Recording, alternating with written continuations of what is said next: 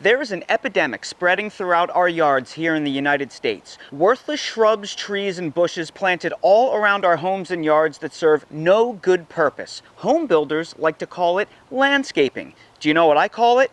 Crap. If I had $1 for every person that told me they want to plant fruit trees and edible landscaping in their yard, but they just don't have the space to do it, well, I wouldn't have to work a full-time job in addition to doing this and spending my Saturday afternoon filming this video. I could have filmed this on a Tuesday.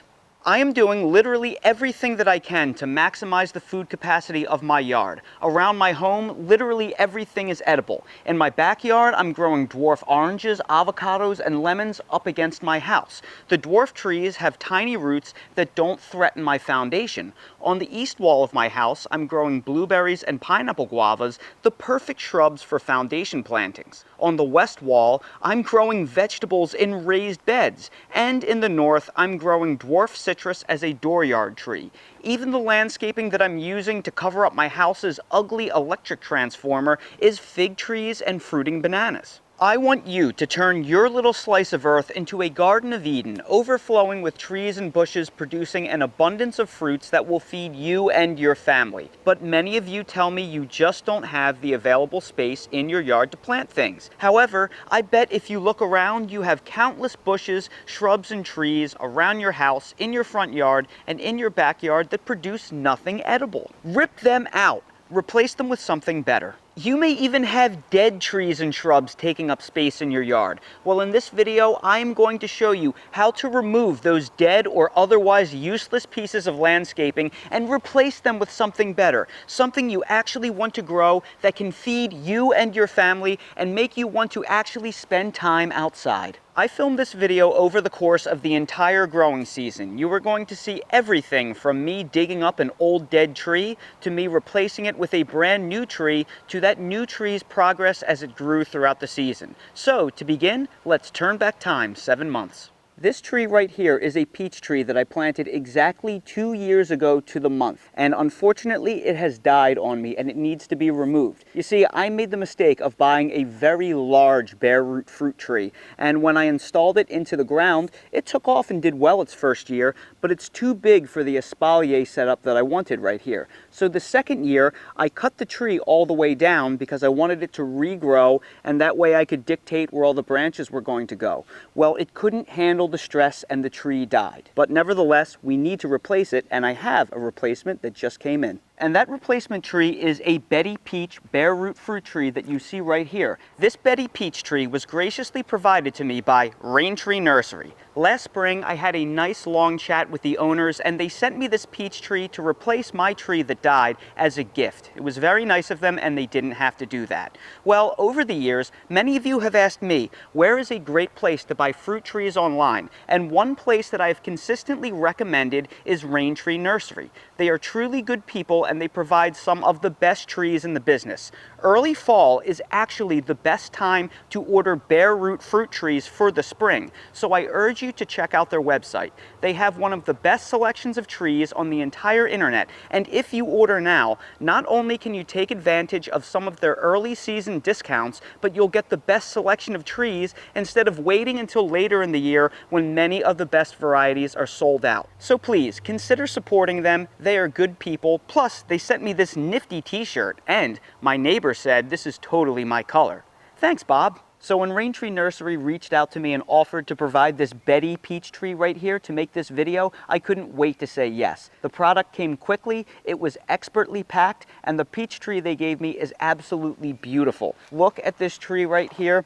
This is an enormous fruit tree for a bare root tree. I mean, just look how well developed the roots are on this. Really impressive, and I know as soon as I get this on the ground, since it's nice and warm here now, it's going to take off like a rocket. Now keep in mind, I may be swapping out a peach tree for another peach tree in this video, but you can apply these principles to any kind of swap. I don't care if you're removing an old dead oak tree, I don't care if you're removing landscaping around your house or other kind of ornamentals and replacing it with something that you actually want. The procedure is the same. And the first step of the procedure is going to be, if you have a bare root fruit tree, let it it soak in a bucket of water to rehydrate for at least an hour. But if you can do it overnight, up to 24 hours, that would be even better. You really want to rehydrate these roots as much as possible. This tree has been in this bucket for about 3 hours. That's good enough for planting for my purposes.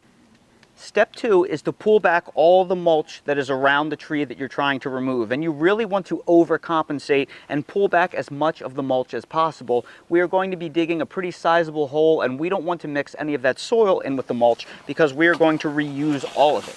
So pull back that mulch as best as humanly possible. Step number 3 is to dig up the old tree. Now, this may not be feasible if you have something like a 50-year-old oak or pine tree growing, but if you're growing a dwarf fruit tree or some type of bush or a landscaping ornamental that only has a caliper of a few inches, you will probably be able to dig up a lot of the tree. Now, I'm going to dig this area back maybe about 18 to 24 inches away from the actual center of the tree. And even though all the roots have come out a lot further than that, you have to understand that since the tree is dead, all of those roots are going to break down in the soil. So there's no need to dig up all of those roots. I only need to make enough room that the new fruit tree can grow completely unencumbered for about 2 to 3 years. So if I get a pretty decent sized root ball, by the time the new tree actually fills out that large area, so much of the old roots will have decomposed, it's not going to be an issue. So if you are cutting back a really tall oak tree or some kind of big tree that you can't dig up, as long as you clear out that ground area enough and you allow it so it can grow unencumbered for about 2 to 3 years,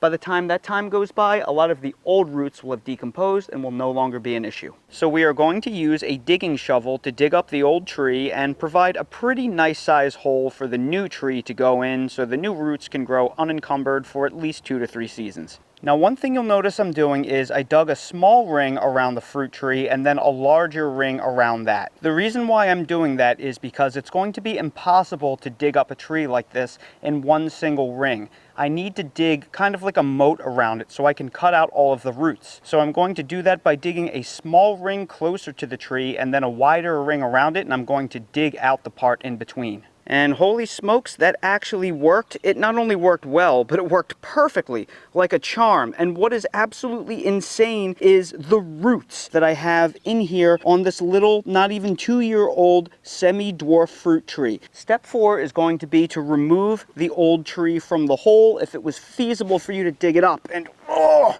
holy moly, this thing is insanely heavy. And here is the root ball that I just dug up. This is absolutely insane for only 2 years, but I need to get a lot of the soil off this root ball because this is good stuff and I really want to preserve it. So step 5 is going to be removing as much of this beautiful soil as possible from this root ball. So there is our cleaned off root ball. Step 6 is going to be to survey and clean up the planting hole. There is no need to remove all of those old peach roots that you can still see all around the sides of this planting hole, because this planting hole is more than enough of a generous size for the new dwarf peach tree to take a hold and grow unencumbered for the next 2 years. Those old existing roots are going to decay and basically become compost and feed the new peach as it grows. When planting a fruit tree, I usually tell you to dig the hole twice as wide and twice as deep as needed, then backfill it in halfway, so then you can loosen up the existing soil as much as possible so the new roots can weave their way through unencumbered. Well, that's totally not necessary with this planting hole because it's about 5 times as big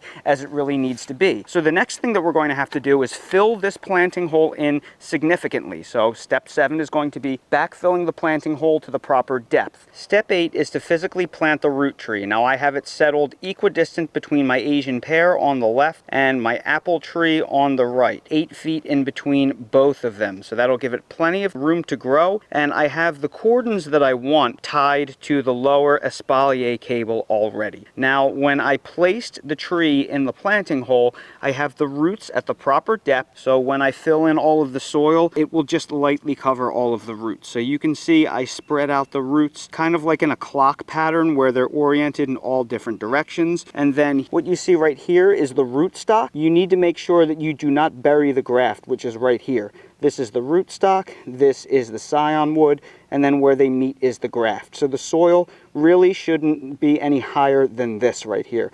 This graft has to be exposed always. Now I'm going to fertilize the tree, and in this cup right here I have 6 tablespoons of a 555 organic fertilizer and 3 tablespoons of bone meal. Now some people don't like fertilizing their bare root fruit trees, but organic fertilizers like this take months to break down, so that's why it's okay to place the fertilizers on the roots like that. That'll take weeks, if not a couple of months, to break down, and it'll give some nutrients in that planting hole for when this tree wakes up from dormancy. I'm going to reserve about 1/3 of the fertilizer for a top dressing. And now it is very important to compress the soil around the roots. You cannot have air pockets in the soil, and this is why I like tying up my fruit tree to a stake beforehand. I don't want the tree to settle deeper in the ground. So I'm going to work my foot in a clockwise or counterclockwise pattern until I get full settlement. And now that the fruit tree has been fully tamped down, I'm going to take half of the water and I'm going to pour a couple gallons of water around the fruit tree.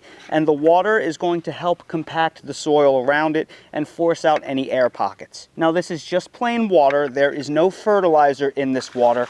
It would be a waste of soluble fertilizer because the tree has not woken up from dormancy yet. If you added soluble fertilizer right now, you'd basically be wasting your money. Well, it's the middle of November, 7 months later. Let's check in and see how our Betty peach tree has grown throughout the year. And here is the peach tree. Despite the fact that it's the middle of November, it still has all of its leaves because we haven't really gotten a frost yet.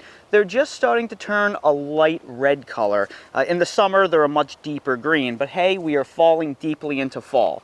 But what is amazing here is how much the tree has grown. That little dead stick that you saw in the beginning of the video, well, look at it now. It looks great. It's probably about tripled its size already, which is unusual for a bare root fruit tree. Usually they like to spend the first year or 2 sometimes growing the roots deep into the soil, and they don't feel comfortable putting a lot of energy into upward growth. The fact that it's already sending upward growth says to me that this was a very healthy tree with an advanced root system beyond what you usually get from most nurseries. So that is a good thing. Another cool feature is the progress of the espalier form throughout the season. Now, over the course of the year, as strategic branches that were budding out in the right direction grew, I grabbed them at an early age and I tied them onto these various cables that are growing. Those are going to provide the support for the foundational branches. And I've gotten to the point where I was able to create the lowest cordon down here and the middle cordon. Then over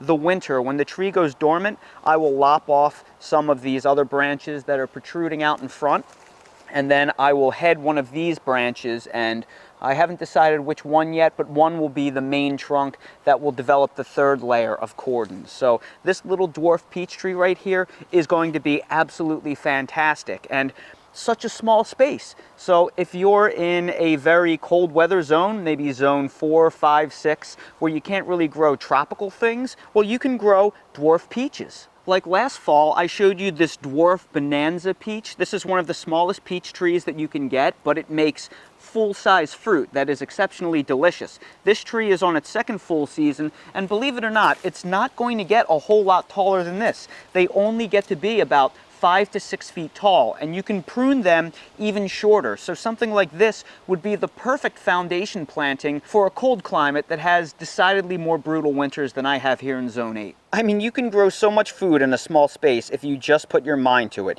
This espalier wall that I'm building right here, well, this tree right here is a 3-in-1 Asian pear. I grafted a different variety and tied the branches onto each of the individual cables. So every single row of cables is a different Asian pear variety. Next to it is that peach tree that I just showed you, and then over here are 3 different apple trees that are tied off, all different varieties to cross-pollinate. So look, just in this little space right here, I am growing 5 different fruit trees, and then underneath the fruit trees I'm growing garden sage, and then underneath these trees I have strawberries everywhere, and that is going to be living ground cover. So underneath all of my apple and peach trees, I'll be able to pick strawberries. There is so much that you can do in a small space if you put your mind to it. I hope this video truly inspires you to maximize the space in your yard and turn it into a food forest paradise. My yard is barely a quarter acre, and I'm sure many of you watching this have even smaller yards than I do.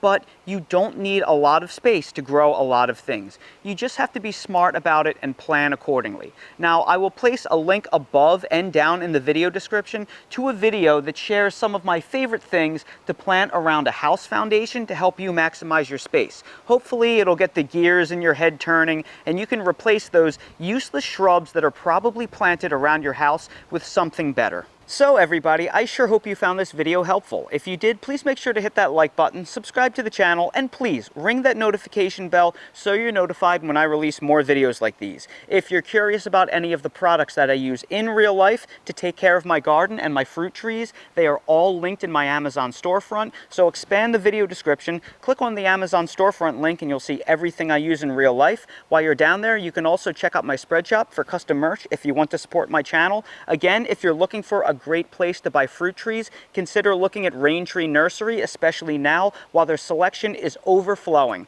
Thank you all so much for watching this video, and I hope to see all of you again on the next video. Smithers, release the hounds! Walk, walk. Oh, there's the hound. What do you want, buddy? What do you want? Oh, what, you can't, what do you want, buddy? He can't find the button. Get it. Oh, he missed. You missed. I know what you want. Close enough. Let's go get his best boy walking attire. Let's go for our walk. Dale is all set for action. He is ready to go. Look at that tail wagging. All right, buddy. You've been a good boy all day. It's time for your reward.